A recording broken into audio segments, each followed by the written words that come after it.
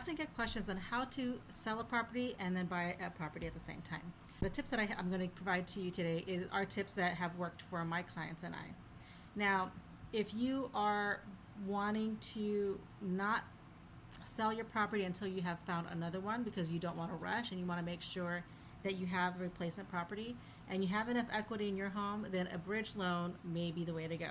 A bridge loan could cost a little extra money doing it, but if you want the peace of mind and you just want to take your time in finding the right property and you have equity in your home, that would be a great option to tap into. I have found it really great for my clients. My clients were very happy to not feel like they had to rush on the sale of their home until they found the right one.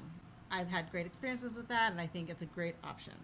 Now, if you just want to sell your property and then look at another property at the same time, that is called a sale contingency.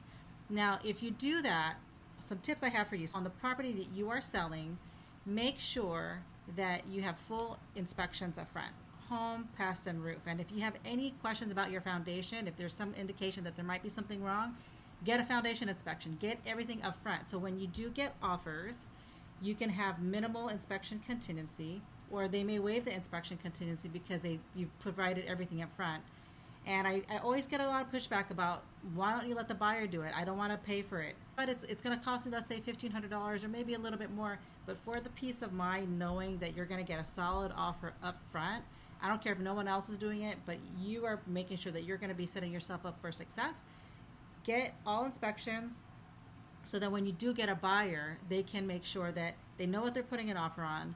They could ask for repairs right away or price reductions right away or any type of offer terms that will work for them right away, so you know what you're getting yourself into when accepting the offer, and the buyers know what they're getting into while accepting the offer. And at that point, I would work closely with your listing agent to make sure that the loan, inspection, and appraisal contingency are very minimal. Because now, when you are shopping for a property for your replacement property, you want to make sure that the buyer on your end looks solid and that everything is lined up really nicely. When you're purchasing your property, the listing agent and the sellers are going to look at your finances, and they're going to say, if your purchase is based on the sale of your property, they want to make sure that the property that you're selling looks solid. You have to be in contract generally in order to purchase another property, because people don't want the risk of tying up their home while you're trying to sell a property, and if you don't have any offers, it could be a while depending on what location and type of house you have.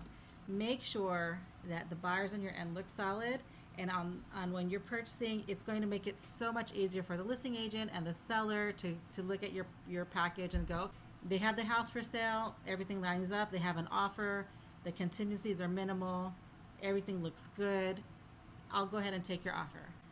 Those are my tips, and if you have any questions about how to sell or buy a property or any other real estate questions, please let me know. I'm here to help. Hope you have an amazing day.